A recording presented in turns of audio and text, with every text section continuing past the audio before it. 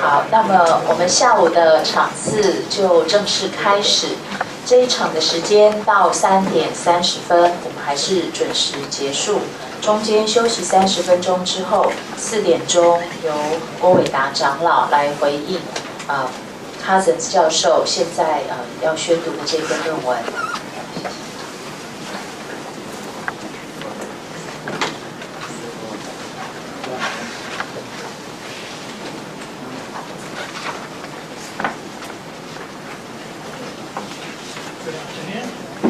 Working, yes.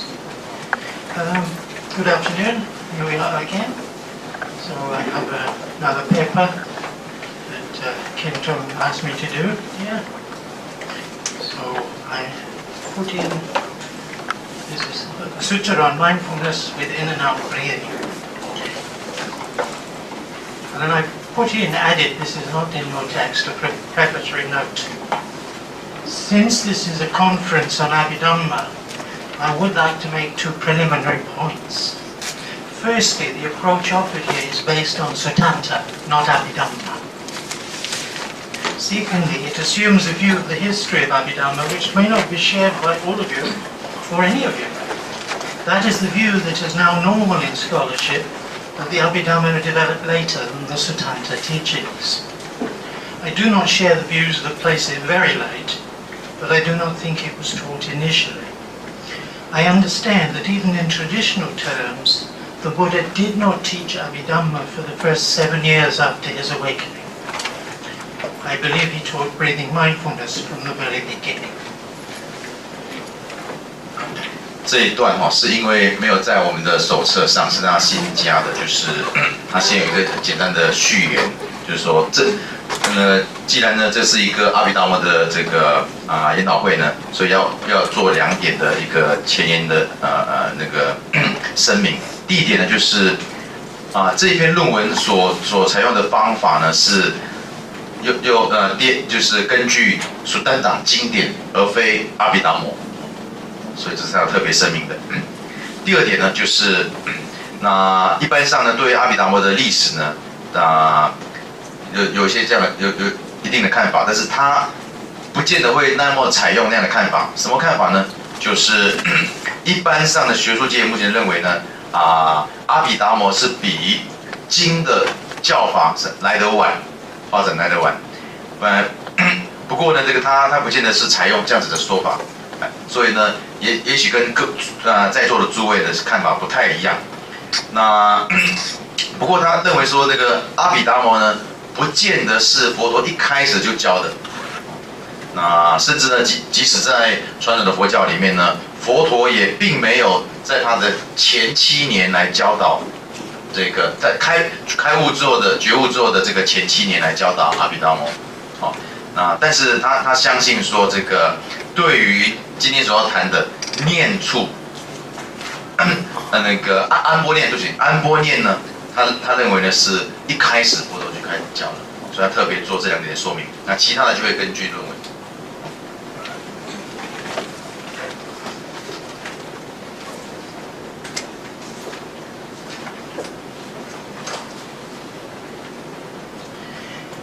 The oldest texts refer to a number of subjects of meditation. In this paper, I examine one specific method of meditation, meditation on the breath, and especially one particular source for this method, the canonical Anapanasati Sutta, or Discourse on Mindfulness within and out breathing. Within that discourse, we find set out a sequence of 16 stages of development. I try to show how I think this was originally understood and how it developed under the influence of the formulation of Abhidharma. Note the spelling.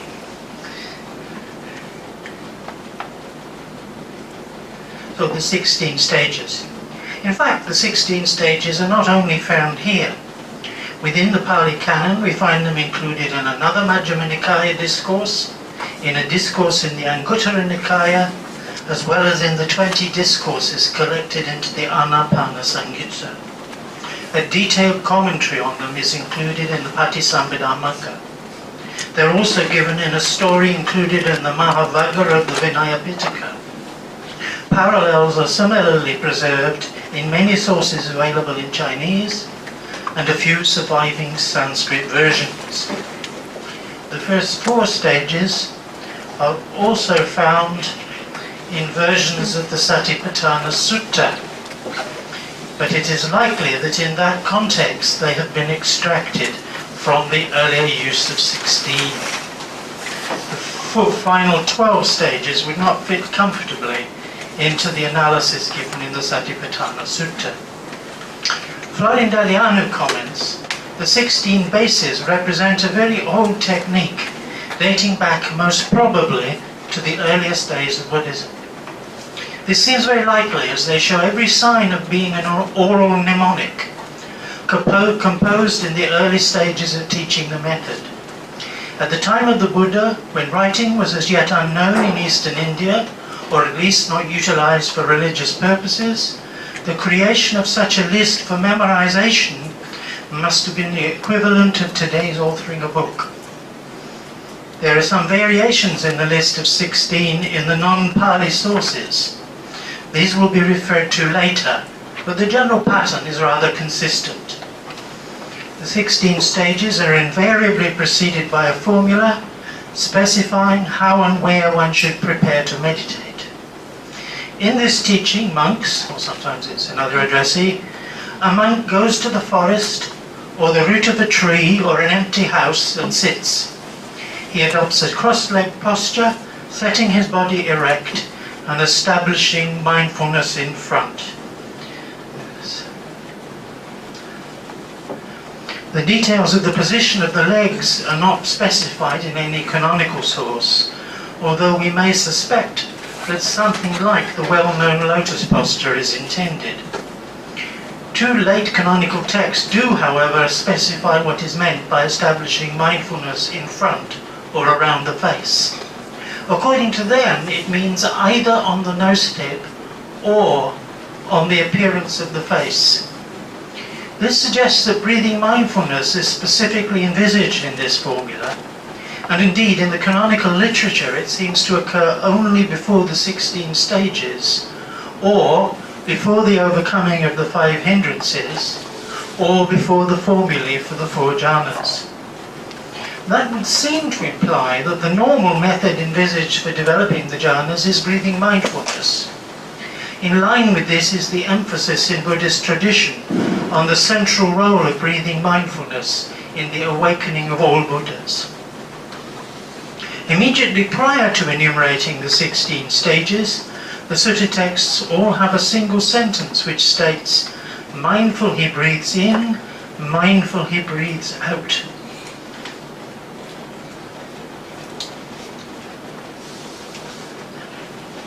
The first occurrence of the word translated as mindful is emphasized with the particle wa, so I have bold-faced it in translation. This sentence is erroneously interpreted by some as an initial stage in which one is not aware of or does not pay attention to the length of the breath. That seems to be a misunderstanding of the Pali, which rather gives a general description of breathing mindfulness and then lists the 16 ways in which it is developed. This is also clear from the way in which breathing mindfulness is referred to in many later sources as 16-fold. It is probably simply a transmission error when this is listed at the start as if it is a part of the stages, as in a few non-Pali sources.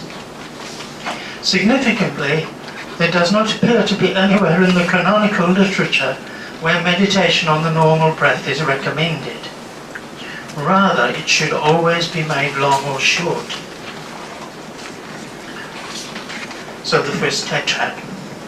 The first 4 stages on the screen are either while breathing in long he understands I am breathing in long, or while breathing out long he understands I am breathing out long.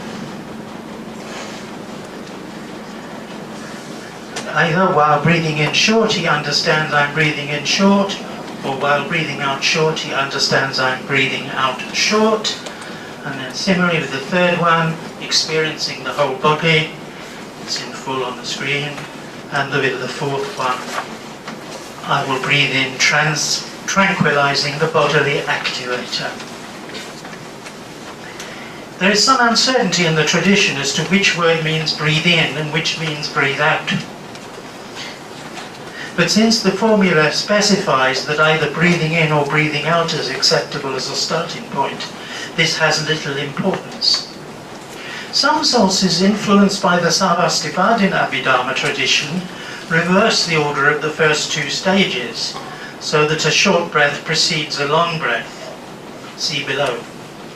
But all known sutra and Vinaya texts preserved in Sanskrit and Chinese seem to retain the order as first short, then long, as in Pali. That a deliberate process of making the breath long or short is envisaged is clear from the simile which compares the first two items to a turner's knowing when he makes a long cut and knowing when he makes a short cut.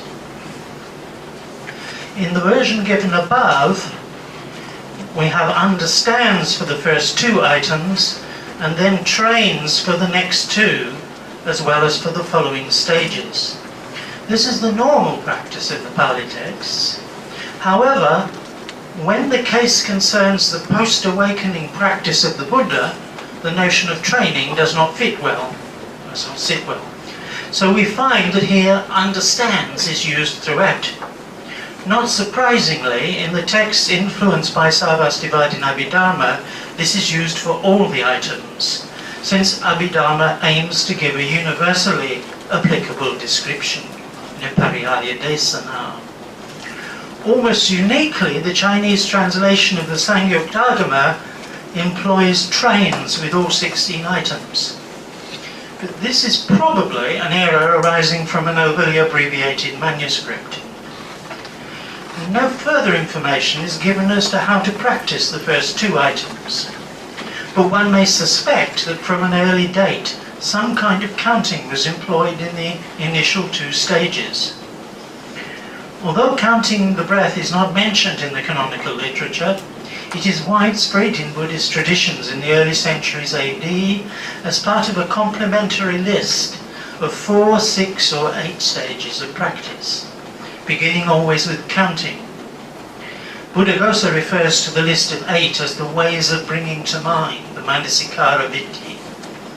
Deliano suggests that lists of this type may go back to the 2nd century BC, and sees this as an auxiliary exercise devised by the Abhidharma masters. But there's nothing particularly Abhidharmic about it, and it may equally have been part of a much older oral tradition of teaching. The third stage is given in the Pali sources as experiencing the whole body. This must originally have been meant very simply and literally. As meditation on the breath continues, the meditator becomes aware of more subtle effects of the breath in a wider and wider area of the body. There is of course no concept of any kind of gas or oxygen in ancient India. What is meant by breath is a force which moves different parts of the body and generates various contact sensations. In essence then, experiencing the whole body in the 16 stages is the same thing as the 2nd stage in the complementary lists referred to above, that is to say, following, Anubandhana. Buddhaghosa interprets this as referring to the breath body, and explains it as making known, i.e. fully clear, the beginning, middle and end of each breath. He explains that for some meditators only one of these 3 may be initially seen clearly. This has to be rectified so that all 3 are clear. Later, however, when discussing the following stage of the complementary list, he suggests that the beginning, middle and end should not be followed in and out of the body, i.e. to and from the navel, heart and nose tip. He cites a passage from the Patisampada Magga. It's on the screen, and for those who want to look at the Pali or the Sanskrit text, that's actually given in the printed text after the paper, so you can look at the handout if you want to see the text. Body and mind are disquieted and disturbed and troubled when one follows with mindfulness the beginning, middle and end of the in-breath with a mind that is distracted within. Body and mind are disquieted and disturbed and troubled when one follows with mindfulness the beginning, middle and end of the out-breath with a mind that is distracted without.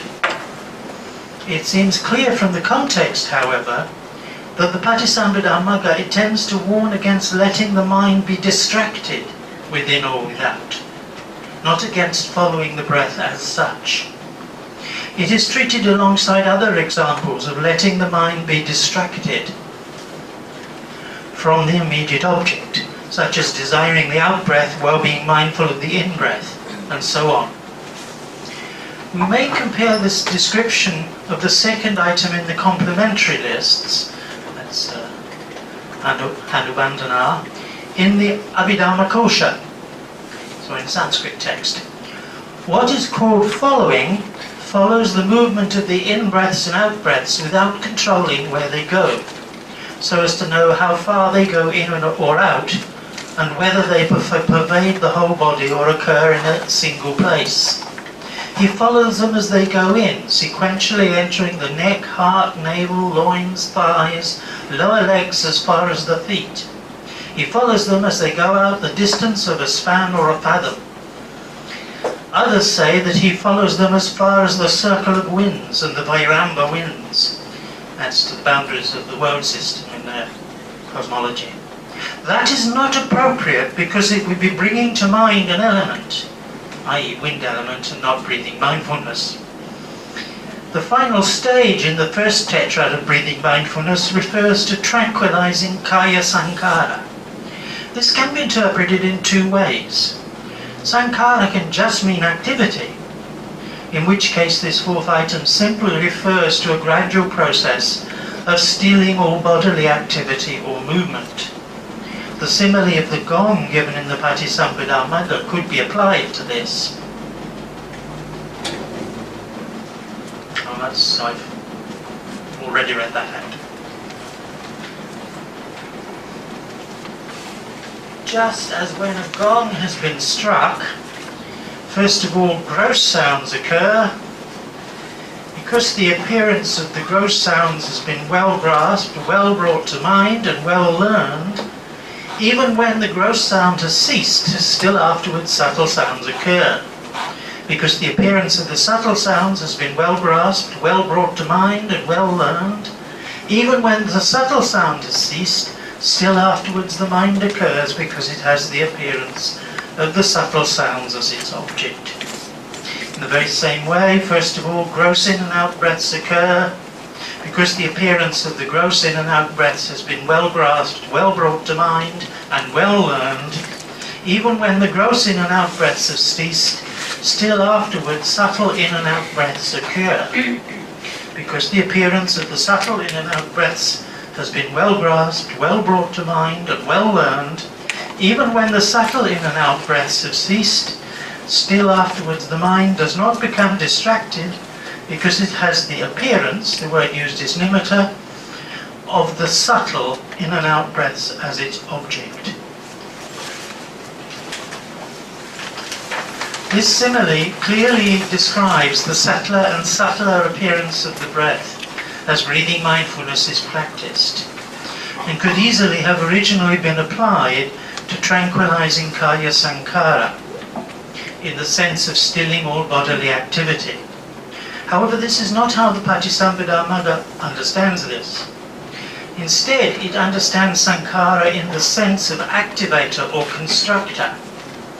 So stilling the kaya sankhara means stilling what enables the body to act. It refers here to the first in a list of three kinds of sankhara, in which the bodily activator is explained as in-breaths and out-breaths.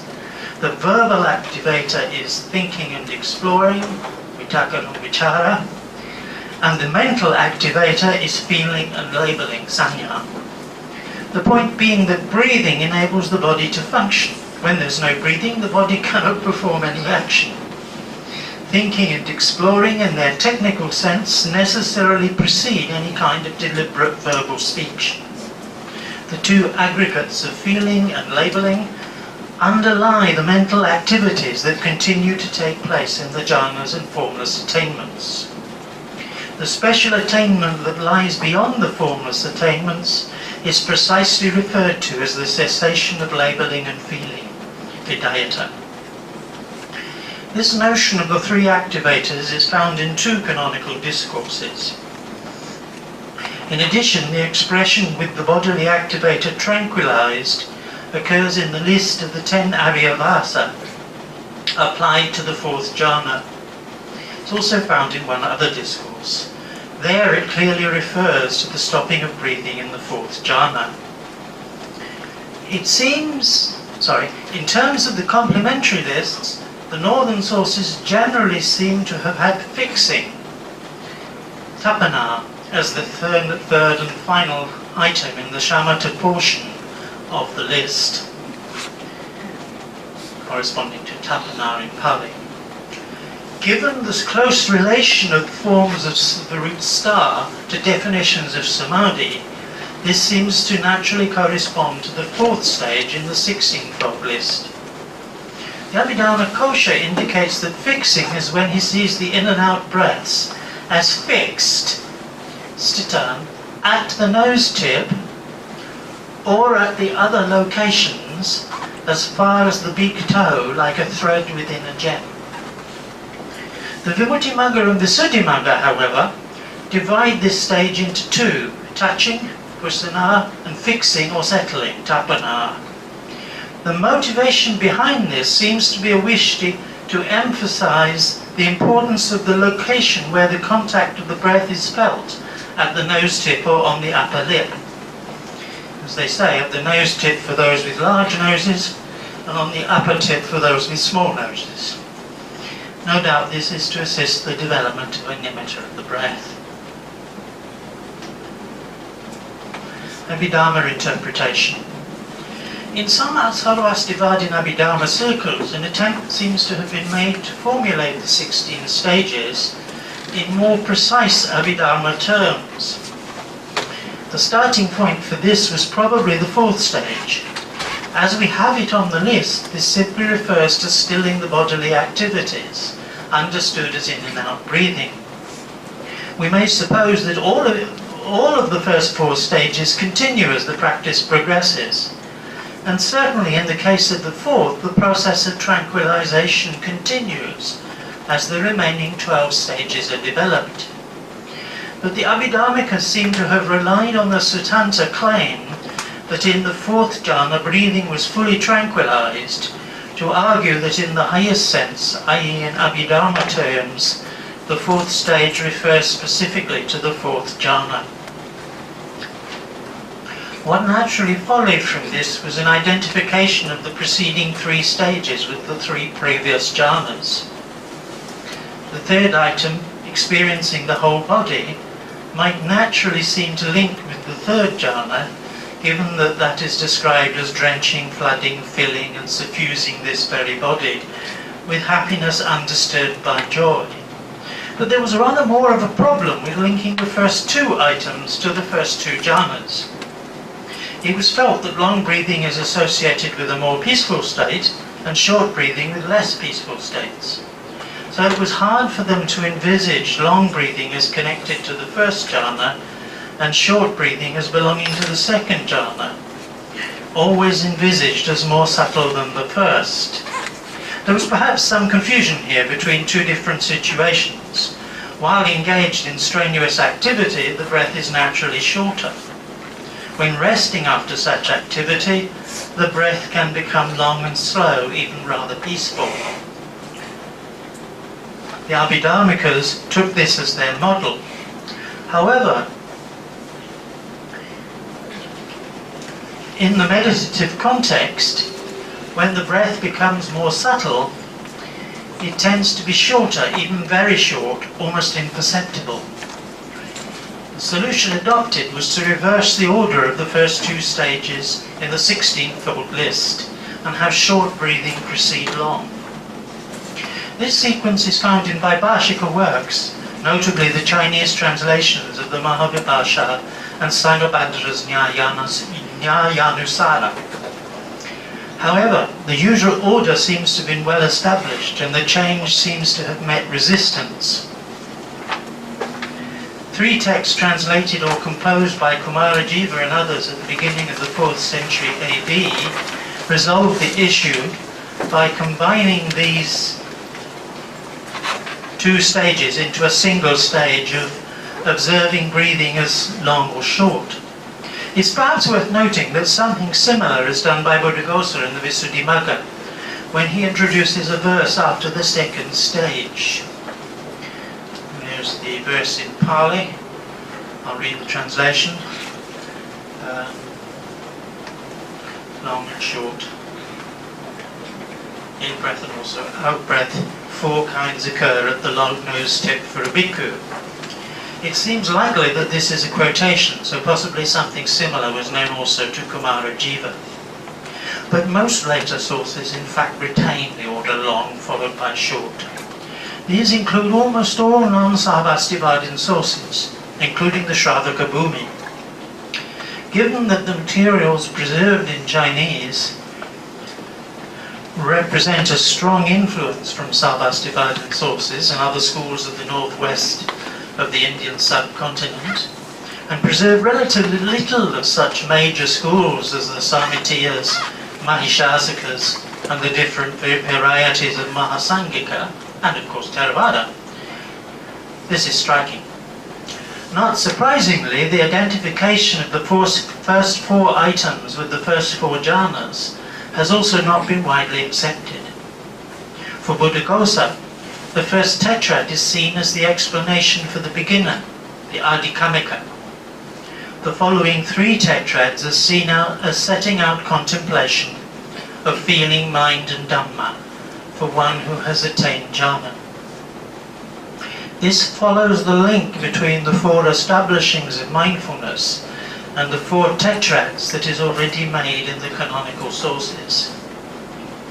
This understanding is shared by most non-Pali sources also. We should note that in this kind of understanding, the 16 stages are more like modes. They do not constitute a simple sequence in which one progresses. The shift from an original description, as I would see it, of successive stages to a more complex interpretation is probably associated with the rise of Abhidhamma. So the second tetrad, so I'll just read the key bits. The full text is probably before you and on the screen. So I will breathe in experiencing joy,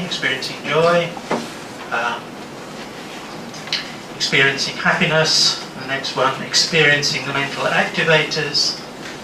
And then last one, tranquilizing the mental activators. There can be very little doubt that in the Suttanta sources, the first 2 items in this tetrad were originally intended to refer to the jhanas. What was probably originally meant by the first one is either the first 2 jhanas or more probably just the 2nd jhana. However, the suttas do not distinguish between approach, upachara, and absorption concentration. So later sources had to reinterpret slightly. They understand that what is meant here is the experience of joy in the near jhana, absorption and post-jhana states. This includes the development of insight on the basis of the jhana factors.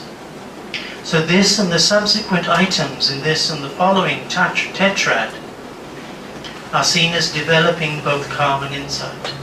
Such an analysis is already found in the Vimuttimagga, which specifically relates the first 3 items in this tetrad to the 2nd, 3rd and 4th jhanas, but also points to the experiencing of joy in the first 2 jhanas, of happiness in the first 3 jhanas, and of the mental activator activators in all 4 jhanas. A similar position to the latter is found in Vaibhashika texts and in the Shravaka Bhumi, although they exclude the 4th jhana on the grounds that breathing has stopped there, and hence there can be no practice of mindfulness of in and out breathing at that time. For the Pali sources, however, the practice of breathing mindfulness continues in the 4th jhana, taking the nimitta produced by the breath as its object. third item, experiencing the mental activators, the same issue arises as with the third item in the first tetrad. What is meant by sankhara here? But in this case, it does not seem possible to take it in a general sense as experiencing mental activity, because it would be difficult to distinguish that from the first item in the third tetrad, which will be experiencing the mind.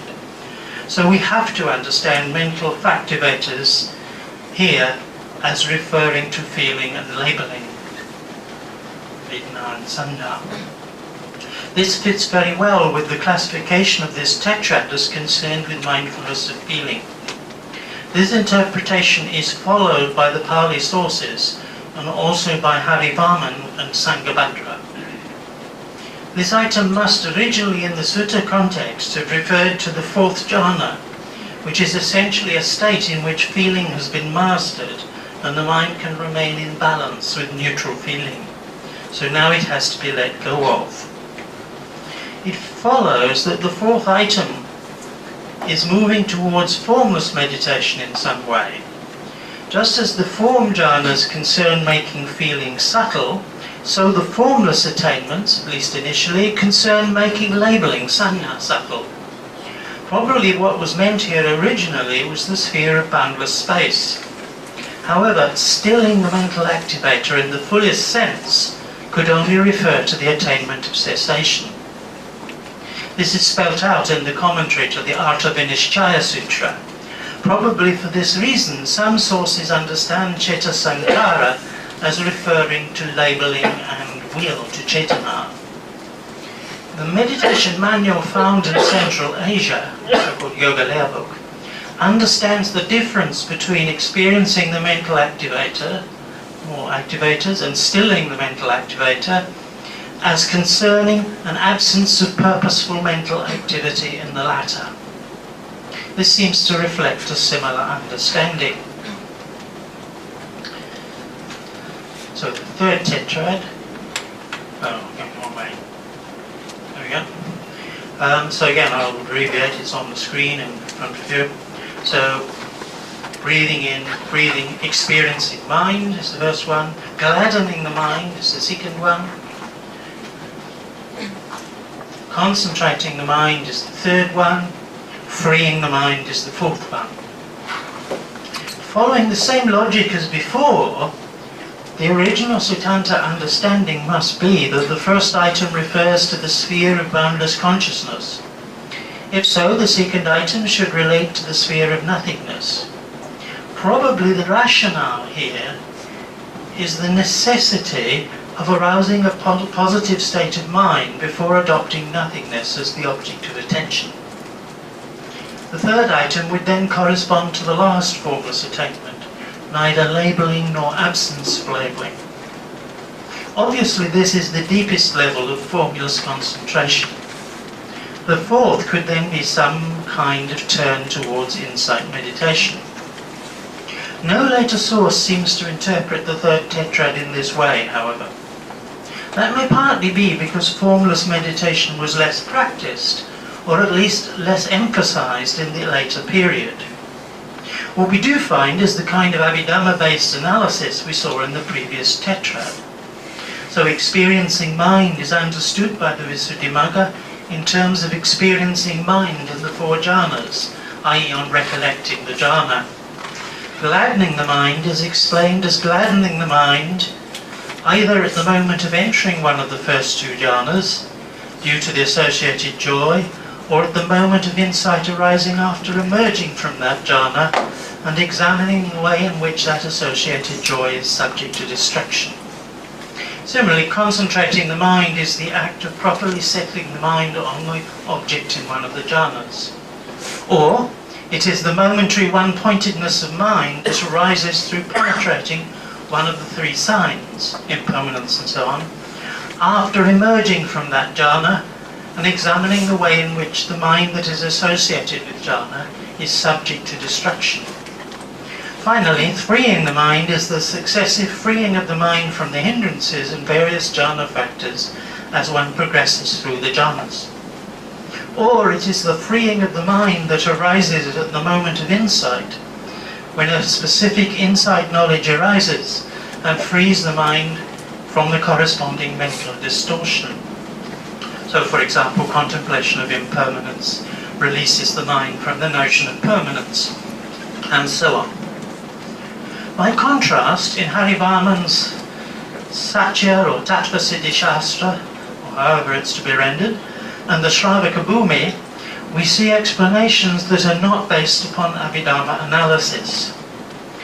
They interpret gladdening and concentrating as overcoming sluggishness and excitement, respectively. For the former, freeing the mind concerns establishing equanimity, while the Shravaka Bhumi simply sees it as being purged from the hindrances.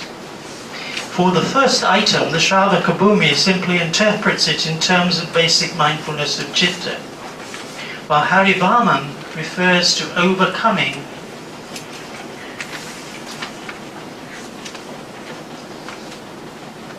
the savouring of feeling. Such explanations follow naturally from the wording, but they do not seem to fit well with the overall structure of the 16 items. So let us turn now to look at that. The structure of the 16-fold list, and I put it up in a table, but it may be printed, I think. And my point is that there's something parallel is going on along the lines. So the first in each tetrad are similar, the second in each tetrad are similar, the third in each tetrad are similar, and the fourth are similar. Taking just the first 12 items, there seems to be a significant parallelism. The link between the tetrads and the four establishings of mindfulness is almost universal and certainly ancient. The first item in each set of four sets up contact with the area in question. So long breaths are a particularly visible and noticeable form of bodily manifestation. Joy is a relatively gross form of energization which suffuses the body with pleasant feeling. Compare the simile for the second jhana of lotuses suffused from top to bottom with cool water. Experiencing mind is precisely making contact with mind in its pure form as boundless consciousness. Short breaths are a somewhat more subtle form of bodily manifestation.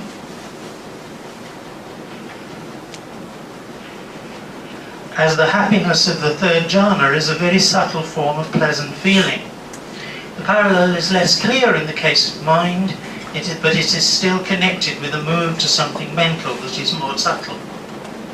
With the third item in each tetrad, the shift is yet again to something even more subtle. With the body, we have a kind of whole body awareness of the breath throughout the body. With feelings, the focus is now on experiencing the most subtle kind of feeling, one that is very quiet and pervasive. The image is that of a man with his whole body, including his head, covered by a white cloth. With the mind, concentration is a process of centering and unifying. That culminates in the transcending of the polarities involved in the attainment of neither labeling nor absence of labeling, and so on. The fourth item in each tetrad is precisely a process of gradual stilling so as to let go of that kind of experience and open out to something new. So in the first case, the breathing becomes ever more subtle so that awareness of the body becomes ever more marginal. In the second case, the various feelings and the labeling activity which concerns itself with multiplicity are gradually discarded in the experience of boundless space. In the third case, the activity of the mind is being minimized so as to let go of all deliberate or purposive activity.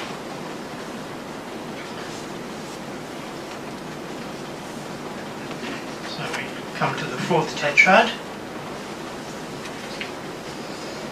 And can I give it just short? It's on the screen, etc. Contemplating impermanence, then contemplating dispassion, then contemplating cessation, and then contemplating relinquishing. This is also the sequence in the Shariputra Abhidharma Shastra and the Artavinishchaya Sutra. But most other non-Pali sources follow the Sarvastivadin tradition and insert contemplating abandoning as the second item and omit the final item, thus retaining a set of 4. The exception is a group of texts translated by Kumarajiva, which seems to adopt both alternatives in a set of 5.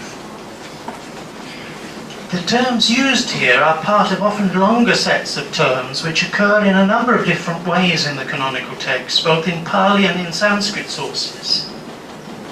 It's often unclear whether they refer to different forms or stages of insight experience, or are simply near synonyms. As here, however, such sequences almost always begin with impermanence, and so clearly concern insight or wisdom in some form. Relinquishing Patinisagga is usually last, either because it is intended to refer to the final relinquishing of all upadi by the Arahant, or because of the rule of waxing syllables in oral literature.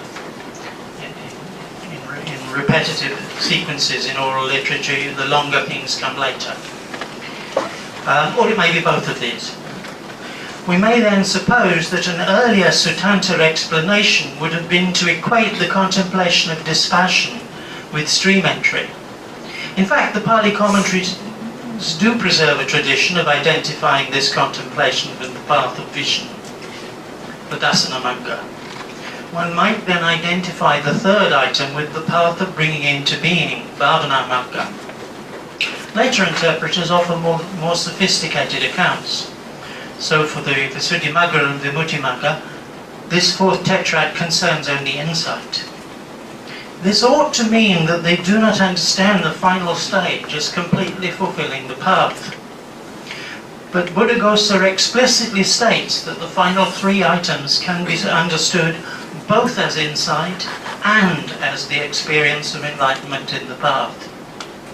So Buddhaghosa would presumably agree that in the latter case, karma and insight are both involved.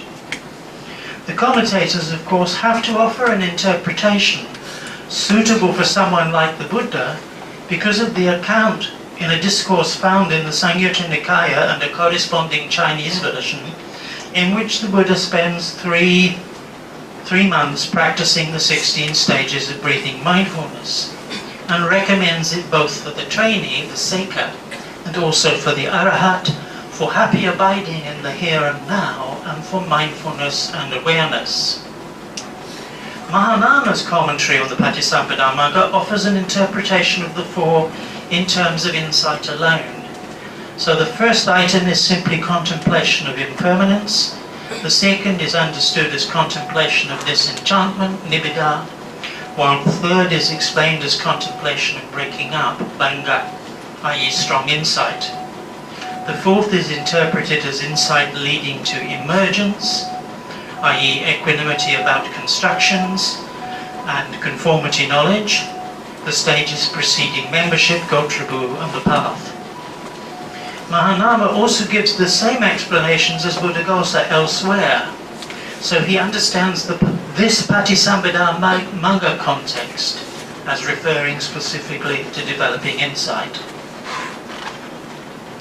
So Abhidharma interpretation. The notion of the 3 elements, the element of abandoning, the element of dispassion, and the element of cessation, seems to derive them from a Sarvastivadin Sutra source. There they are applied to permanent liberation and defined as abandoning passion, abandoning other defilements, and abandoning the basis for clinging.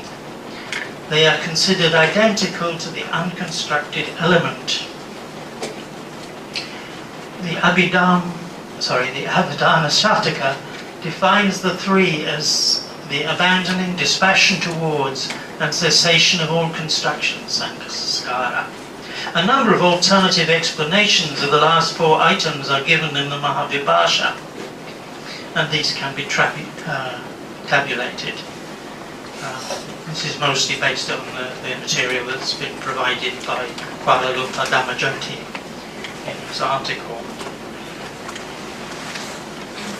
Sravaka Bhumi explains the three elements as follows. The element of abandoning is the consequence of abandoning all sanskaras, which are abandoned by the path of vision. The element of dispassion is the consequence of abandoning all sanskaras, which are abandoned by the path of bringing to being. The element of cessation is due to the cessation of all upadi. This may well preserve a very old interpretation. What is clear here is that the final stage is identified with arahatship, either in life or at death. Only at the attainment of arahatship, I'm referring back to the table now, do future fetters cease to arise. Only then do all remaining fetters cease to arise, and only then does attachment to the subtle neutral feeling of the higher realms cease. Less clear to me is what is meant by Vasumitra and the Vedanta, but that could perhaps be more to do with Anupadishesha. Given that insight lists ending with Pratinisarga are found in Sanskrit sutra sources, it seems most likely that the fourth tetrad did originally end with Prahana followed by Pratinisarga. It seems probable that the decision to place Prahana in the final position was probably another result of Abhidharma analysis. In the final analysis, Prahana should refer to the abandoning of suffering, and only arahatship is the unequivocal end of suffering. So, for the Abhidharmika, it should, in the highest formulation, be the final stage.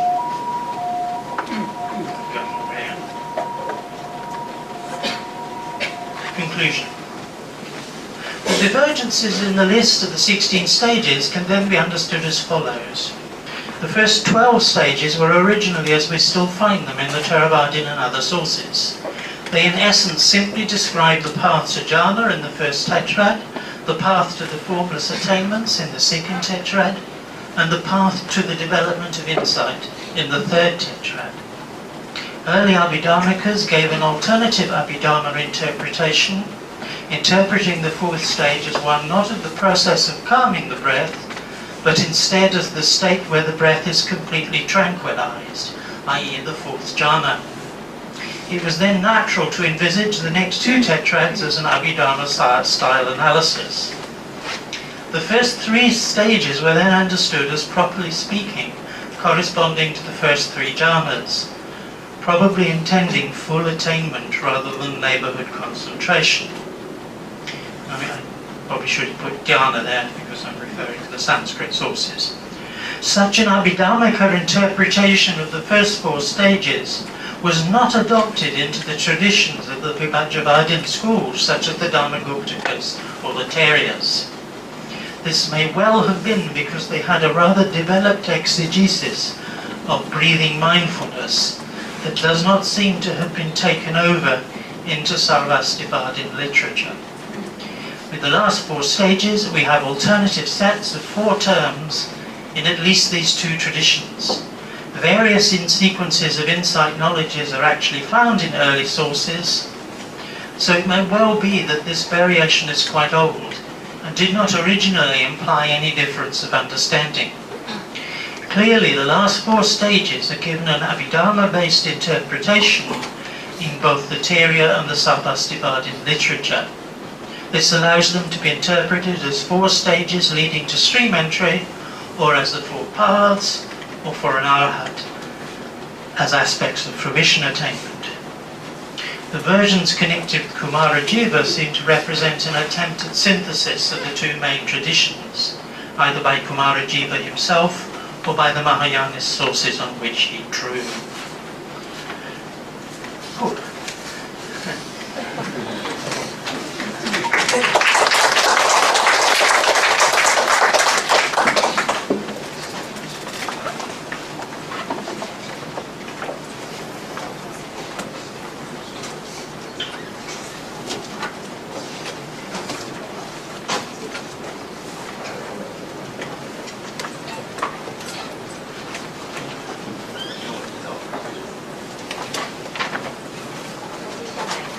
接下来就请岳建东教授来帮我们中文的摘译的部分。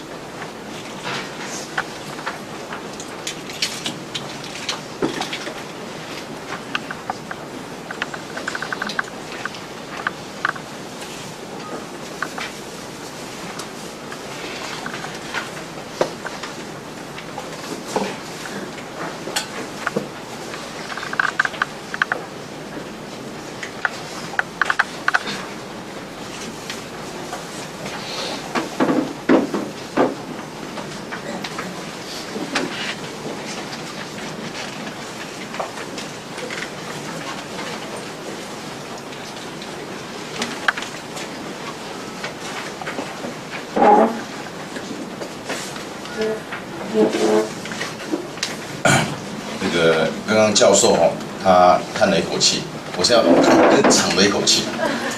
为什么呢？各位，这个是这篇论文是非常有学术，就是标准的学术味道的，而且以他这样子的这么资深的这方面的专家，他写的非常的学术化。意思就是你必须要有非常非常多的这个背景知识，还有可能理解这篇论文。那我也是前几天才拿到这篇论文，几乎没时间做翻译，我是这2天拼命，一边看一边稍微打，甚至还没打完，就是他一边讲，我一边看，所以我自己也没有完全理解他的论文，所以我要叹更长的一口气。但是这篇是蛮有意思的一篇论文那我试试看那去摘要一下，协助各位去理解，然后看提出一些问题。我应该没办法完全理解它的。那基本上的重点就是对于这16行这16个步骤，阿那巴那念的16行，在北传叫16圣行，在南传有个叫16种事，16事。教授有他自己的想法跟解释，注意有他自己的想法跟解释。那他是怎么得出自己的解释的呢？他把这个呢，他去比对所有几乎很重要的巴利的，代表南传的，还有梵文的，还有中文汉译的，当然他是透过这个翻译来看中文的，北传的阿毗达摩，所以他去做这样的对比。因为这16圣行呢，在很多地方都会被解释到，那所以南北传各有自己的看法，那后代的论述也是有类似的看法，所以他把这所有的资料综合在那个一起来对比呢，得出他自己的一些看法，所以这点呢是蛮有学术价值，那应该有很多东西可以讨论，所以如果你听不懂的话，这个也没关系，因为我本身也没有完全懂。那如果你是本身有基础的话，这个会蛮精彩的。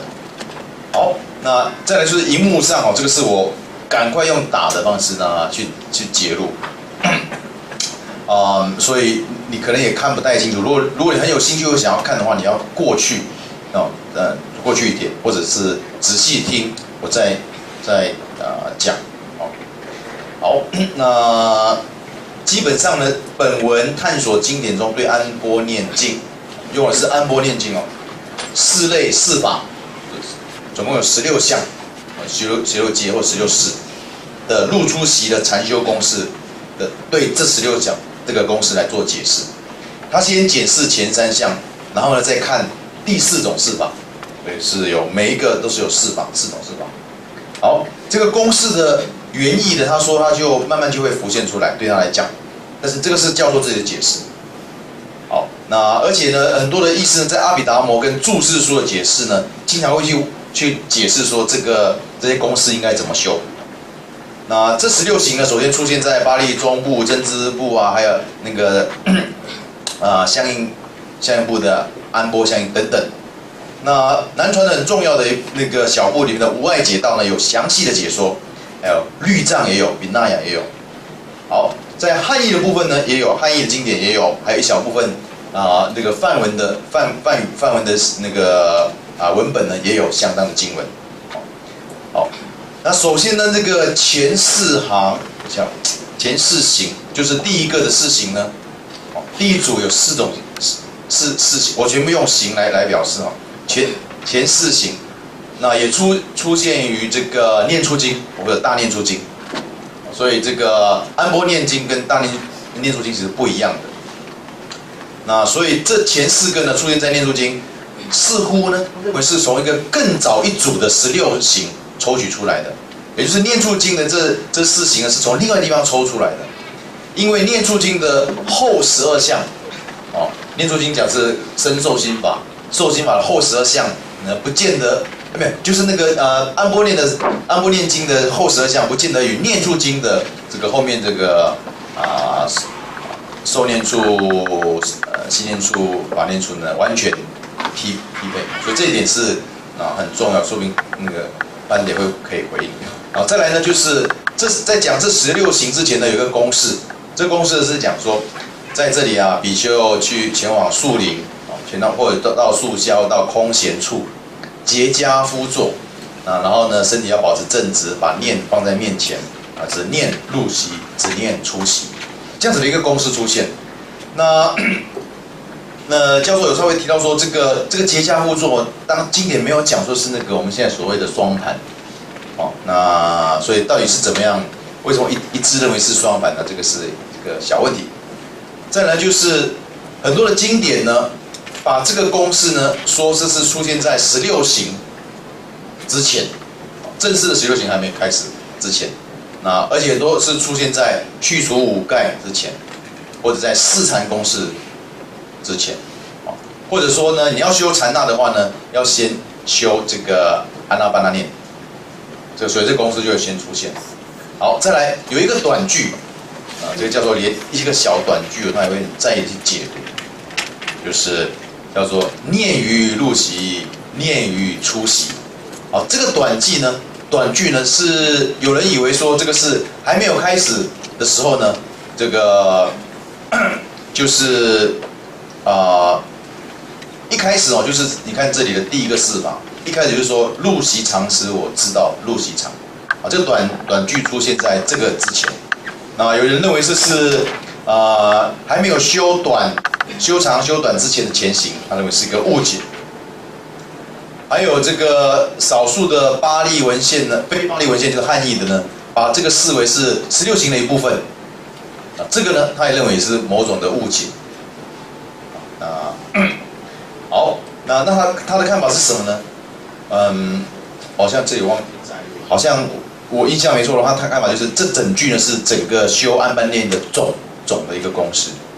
好，重要一点就是经典似乎没有出现说按照一般呼吸 normal 的普通呼吸呢就可以了，作为禅修之说。反而经典一开始就是从或长或短开始。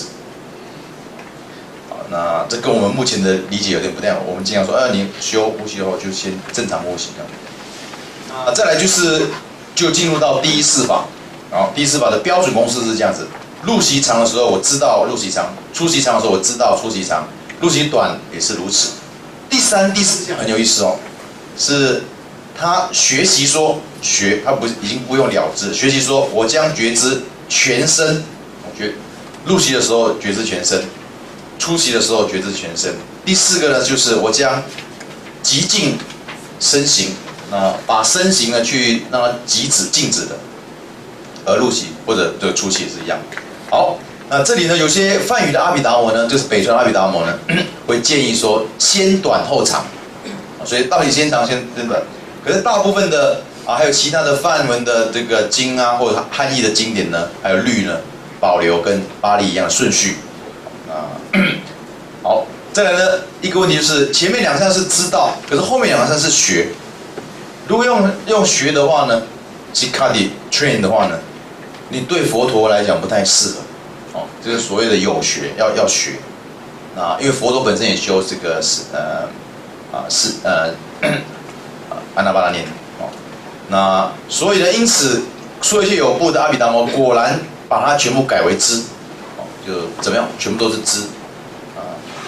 那因为呢，这个所以有部的阿毗达摩，它的一个方式呢，就是所谓的阿毗达摩经常会提供一种所谓不需要借用方便之说，就直接铺陈这个普世之说这样子，这叫做有一个梵文字，是这个是出现在我们的这个论文里面，已经不晓得哪一页，看一下。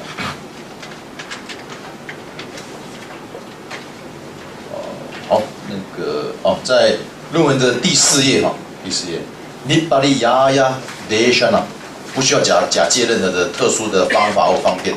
好，那这样所以因此来到第4页了那如果能跟得上好，再来呢就是它的汉译的杂含经很奇怪，完全全部用学把它改成学。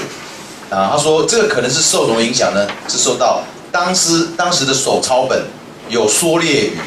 可能就先写一个缩略语是学，那全部都没有再写了，可是他把它补回去，用学。好，那再来就是要怎么去修前面这2项呢？陆习常修那个陆习常呢，其实在经典没有任何资讯，可是我们发现呢，从很早期呢就有一些文献呢有记载是有数习，用数的方式。所以虽然没有出现在经典中呢，可是佛教的传统大概在西元一开始的这几个世纪呢，就已经开始流行用数作为开始的。有些有4项，有些有6项，有8项。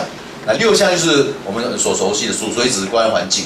那在《清净道论》是有列出8项，所谓的8种作意的规定。所以开始有数。好，第3个呢，第3行呢是我将觉知全身而入息，觉知全身。教授认为，也许是很简单，本来就是说，你持续修呼吸之后，你就会对呼吸、对全身的细腻度、敏感度会有更广泛的知道。那因为呢，呼吸的过程会对身体的不同部位产生不同的触觉。那这个是跟刚刚说的数随止观的随息呢很类同。可是呢，后来的论师呢，像觉音的解释说，这个全息叫做呼吸的全部过程，初、中、后。不过觉音在后面呢，却建议呢，不要追随呼吸，不要当呼吸是从肚脐到心脏到鼻端的这个过程的初、中、后呢，不要去在你随息的时候不要去追随。那他引用了无碍解道的一段文来说明这个。好，那不过教授认为这个觉音引用无碍解道，可是无碍解道的意图可能就这段文来讲，可能不是要让心呢去对内在或外在呢受到干扰，而反对说你不要去追随呼吸。所以教授认为这个无碍解道的这部分呢，并不是反对说你去追随呼吸的这个过程。他有举出其他的经证论文来说明说，无碍解道后面也说，心呢不止不要受到内在外在的干扰，也不要受到其他的干扰。比如说你在念初息跟入息的时候，你不要去你在念入息的时候，你不要说我希望有出息，不要受这样子的希求心的干扰。好，再来可以比较一下俱舍论对属息随息这个第2点的描述。这个是从俱舍论的中文，教授所提供的是梵文，他把它翻译成英文，那我直接去摘录这个俱舍论的中文给大家看随呢为心细心缘入出行，不做加行，随息而行。这样好。那最后这个就是来讲说对随息的描述。那是俱舍论有他自己的看法。最后一个呢，这4项就是极尽身形。好，这边身形很有意思，有两种解释。首先的身形呢 ，gaya sankara 只是一种活动，这个是指 activity， 英文的 activity。那它可能是指逐渐的去把你的身体的活动让它安静下来。那他举了无碍解道的这个敲钟的譬喻。敲完钟之后开始是粗的音，那慢慢粗的音消灭之后呢，去好像有细音，这个去消灭，细一点消灭之后呢，就随着这样子呢，你的整个心的活动就慢慢停下来。好，那这个是无碍解道的譬喻，这个譬喻好像是看起来好像是说明说极尽身形是有逐渐的把身体的活动极尽了意识。不过呢，教授认为说，外解道应该是将之理解为，对吧？所谓的极尽身形呢，指的是身形的发动者，而不是身的活动。身形不是身的活动，而是身形的发动者。这在文法上是可以，它是作为这个Baubrichi 的一个。那所以极尽身形是指你去禁止那个能升起身体的活动、发动身体活动的那个，对，不是活动本身，是活动的发动者。好，那一般呢，形可以说有3种：身形、语形、意形。这就是所谓的第一种身形，一种发动者。那第2种呢，语形呢，就是发动语的活动者是什么呢？他认为是寻跟视，这部分是教授很特殊的解释。好，所以寻视呢，那大概比较了呢，作为语的发动者。第3种意形是什么呢？你心的活动，谁去发动它呢？他说受跟想是作为意的发动者。所以重点是呢，好，把这3种比较起来的话，刚开始呼吸的时候呢，呼吸是能够让身体起作用，所以它是发动者。如果你要刻意说什么话的话呢，你必须要有巡视在先。如果你必须要让心的活动能够持续的话呢，特别是在禅定、禅那跟无色定中发生的话呢，你受跟想的是发动者。最后呢，他举一个证据，就是说，超越无色定的话，是无色定的最后一个超越的话呢，是所谓灭受想定，就把受跟想灭了。好，那3种发动者的这种说法也有在其他经文看到。如果你有兴趣的话，看他的注24、注25甚至真正部也有清楚的说明呢，在4禅中呢，呼吸是停止的，叫注26。好，在北传呢提到安住作为第3项，这就是属随止观的止，安住作为第3项。好，可是这个似乎很自然的就指向16行的第4项，刚刚的那个止息身形。好，俱舍论有他的看法，我们先跳过好了。不过清净道论跟这个解脱道论呢，在这边是把它分成2项，北传的才分成1项，属随止。那清净道论在这边分成处跟安住。好，再来是所谓阿毗达摩的解释。一般上说一切有部的阿毗达摩呢，用很多的阿毗达摩的用语来解释。好，那所谓阿毗达摩师呢，他们依经的主张来说，在4禅中呢，呼吸完全即止，就这个静止呢，指的就是说，第四种呢是第4禅。根据这样的经文呢来说，那第4应该是第4禅。如果第4是第4禅的话呢，很自然的你会把前面3个呢，那个前3禅呢跟前三行呢来做一个对比。所以那前面这个第2个的呢，觉知全身就等于第3禅。那然后这个为什么呢？因为3禅的公式有讲说，你身体会被喜乐所遍满。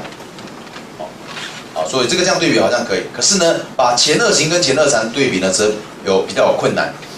因为你看，如果第1个是长息的话，长息跟初禅有什么关系？短息跟2禅有什么关系？因为有时候呢，比较费劲的活动，你呼吸是比较短的，跑步呼吸很快很短。你活动静止的时候，呼吸反而是慢又长。所以反而是长的是在后。那不过在禅修的脉络当中，他有引用到这个无所比丘的一个说法，就是呼吸呢是会越来越细，越来越短，短到最后几乎没办法察觉。所以这个先长后短，3长2短，先长后短呢是比较好像也是蛮合理的。好，再来就举到汉译的大毗婆沙论，顺正理论呢是把这个长短的顺序来调换。那鸠摩罗什把2者甚至合在一起，就是没办法决定的哪一个先长后短，就干脆就是说，鸠摩罗什的翻译是一心念喜入出，若长若短这样子。好，那清净道论也有类似的说法。好，那所以因个四种方法呢，前4种方法对应4禅呢，不见得广泛的被接受。有其他的经有其他的阿毗达摩不见得会接受的。啊，比如说觉音呢，将第一种事法是视为是初学者的，那其他的事法呢是让已经有禅那的人呢修受念处、心念处跟法念处，把这个跟四念处一起结合。好，所以四念处跟四种事法的连结呢，在经典当中已经有看到了嘛。那因此很简单的结论就是，这16行呢，说不定是某一种的模式，就是方式。而不是说按照这16种步骤简单的一个次第的步骤，但是呢，那个经典上这么简单，但是阿毗达摩或论书呢，把简单的描述呢，变成造成很多的复杂的解释，把它加上说要跟自然配合啊等等，这个呢，教授认为也许是跟阿毗达摩渐渐的兴起有关系的。好，这样我们就解释完第一种事法。那第二种事法呢，也有类似的情况哦。那经典呢是把前2项呢跟禅那有关，或者前2禅，这2项跟前2禅或者第2禅有关系。但是在经典当中呢，没有区分进行定跟安止定，就是后面才有的。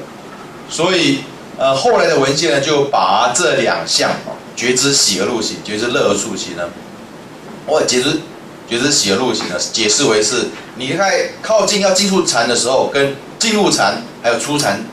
从禅当中出来之后的所经验到的喜，那也包括说在禅知的基础上呢来修观。好，之后的这几项呢，都被视为是止跟观共同的修行。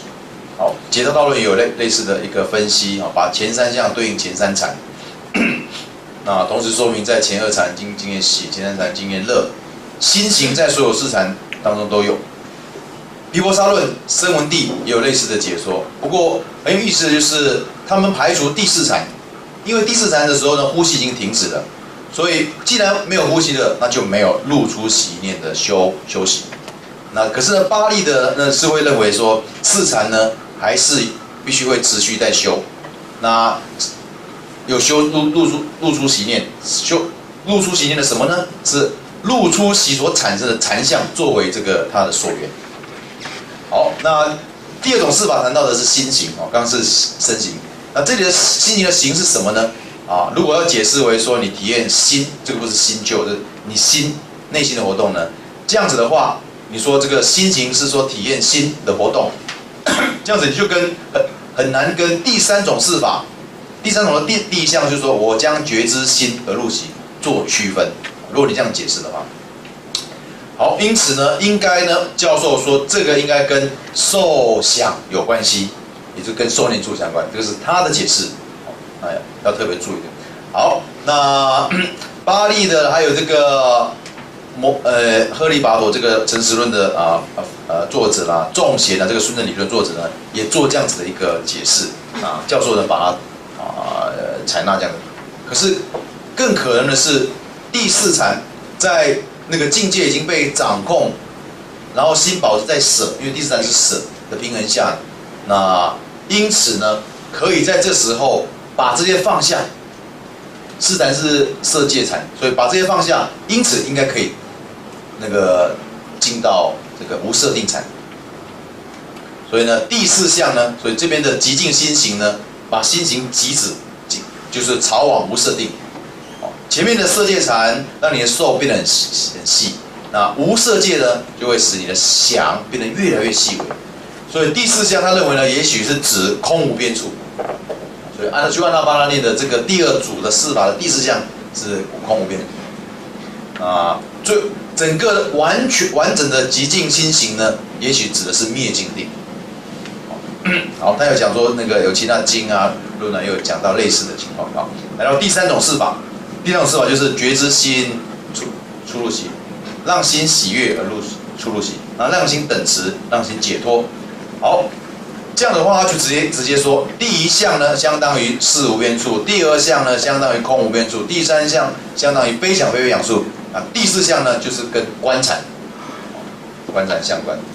他说后来的文献呢比较少做这个解释，原因呢很可能就是后来的那个传统呢很可能比较少去修无色定，可是我们这个教授特别爱无色定的，所以这个他是色摩他的，要记得他这个很超爱禅定跟禅那跟无色定。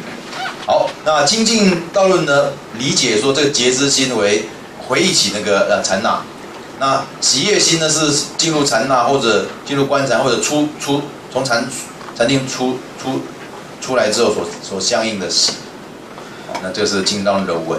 好，先跳过好了，跳过。就是说精进道论对这几项呢有他自己的解释，或有些有跟观来解释。好，那我跳过这一部分，然后有一个表，刚才那个表很重要啊，这个也是蛮有创发性的一个就是在各位的第14页，总共有2个表，那这个第14页。好，你看如果我们比较这前12项的话，有没有看到表的第一个就是那个body feelings mind。好，那个身体感受跟这个 mind， 第一个呢是 body 里面呢，也就是第一个4法呢有长息 long breath 短息，然后全身，然后这个极止那个身形。好，第一个跟感受相关的就是喜啦、乐啦、心行啦，还有那个止息心行。第3个呢跟 mind 心有关系的是，也就是第三个3法，第3种3法就是。心啊，觉知心，然后呢，让心喜悦，让心等持，然后最后呢，让心解脱。好，你把这个排起来呢，每一个的第一项呢都很有意思。他认为，比如说所有的第一项呢，对身体而言呢，常喜，或者对感受而言呢，这个喜，或者对心而言呢，所谓的心，都是比较容易看到、发现，比较粗的。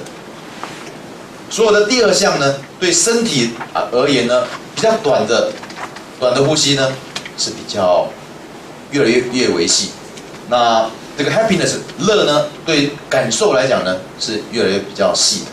那 mind 呢，就是这个喜悦心、令心喜悦呢是越来越细啊。所以这样子放下来呢，第3项呢，全身指的是更加细腻的感觉才有可能了解。那 mental activity 就是这个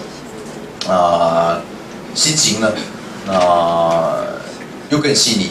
在心来讲呢，专注心又更支持，又更细腻啊。最后这个第4项呢，就是对身体来讲呢，你已经要逐渐的放弃对你身体的活动，让它停下来，而且呢，不止停下来，你再次把它放弃了，以便呢开放，以便去接受新的经验啊，就是要再提升的，要再提升经验。那对感受来讲也是一样，你放弃掉所有的新的活动，那慢慢让它静止下来，而且让它放下，然后开放，里面有新的经验，然后进入无色界禅。啊，对心来讲也是一样，最后是心的解脱。所以他是这样子来看这个事情。好，那最后这个是这个第4种4法。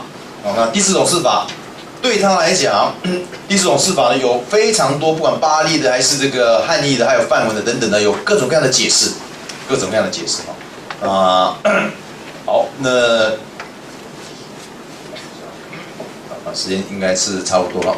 好，那我这边就是我完全来不及这个去跟着，我大概讲一下，就是在第4种4法呢有4个，一个是随观无常，这 OK。好，这个是观的开始，大家都同意这是观禅的开始。第2呢就是随观离、灭、舍离，所以已经有不同的词汇了。问题说这些词汇它们是同义词吗？就在修观禅的同义词，还是修观禅的不同阶段？他提出这样的问题。那就巴利的最后一项呢？最后一项大部分都会说，如果是观的话，先观无常，那后面到观舍离之后就已经是那个阿罗汉。那也就是说，如果是这样的话，这个观舍离表示说舍弃所有的执着，也就是阿罗汉。但是也可能是同义词啊？为什么呢？因为在口传的文献呢，也会出现类似的一个情况，就是那个所谓的 waxing syllables principle， 就是 waxing 音节。如果你看这个我们的第13页，对不起，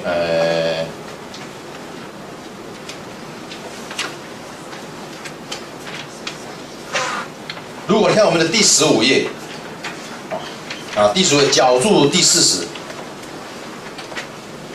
If you could go to the page 15 that refers to the footnote 40. Because Professor Carson mentioned the waxing the syllabus principle. 你看到那个 anicca anubhasi、viraga anubhasi、nirodha anubhasi， 这个都3个音节。可是最后一个呢，这个舍离的是很长 ，patisagga anubhasi。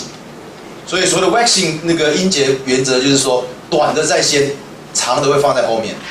所以它是因为口传的方便啊，所以它是 anicca、viraga、nirodha、patisagga。长的音节放在后面，叫做 waxing 音节原则，这在巴利经里经常出现。所以如果是只是为了口传的音节的话，表示它顺序不重要，也许他们是很类似。不过它这个只是没有特别去推论，它只是说是不是有这种可能性。好，那但是重点就是这个，不管你怎么解释这个离无常没有问题，那离啊灭啊舍离哦，各种各样的这个注释书啦、论述啊都有不同的解释。有人把离看成是这个入流，就是出国，那这样的话就开始是见道。因此呢，从第3项开始呢，灭啊就进入这个修道。第4项当然就是无学道，就是那个阿罗汉。好，但是他说这个如果是这样子说的话呢，经典上有记载说佛陀呢用3个月来修16行，并且建议有学跟阿罗汉也来修。那这样的话，你要怎么去调和这2种说法呢？如果那个已经是修完的话，有学要怎么去修呢？好，那最后就是我看一下，直接跳到他的结论好了。好，前12项呢，看起来因为那个南北传的经典都有记载，所以可能是蛮初步跟原始的，很简单的。好，那以他的教授解释就是说，第一个释法就是先完成4禅趋向禅那，第2个释法呢就是让你去修到这个无色定，第3种呢就开始观禅的开始。好，那只是其中一个争议的地方，就是说第一组的第4法就是最后那个止息身行哈，有些地方有些部派认为不是安般念，因为它呼吸已经停止了。那这样的话就是这里有争议不是有不同的说法，那其他的都很类似，但是这是前12项哦，就是前面3个释法哦，前面3组的释法，第4组的释法呢就有各种不同的说法，那因为上座部跟有部呢都有它有自己的一个说明，但是基本上他们有时候会把它认为说最后释法呢是导向出果，或者导向4种这个道智，或者导向最后的阿罗汉的果智，有各种各样的不同的说明。好，那我就先做这样子的一个摘要的一个解释。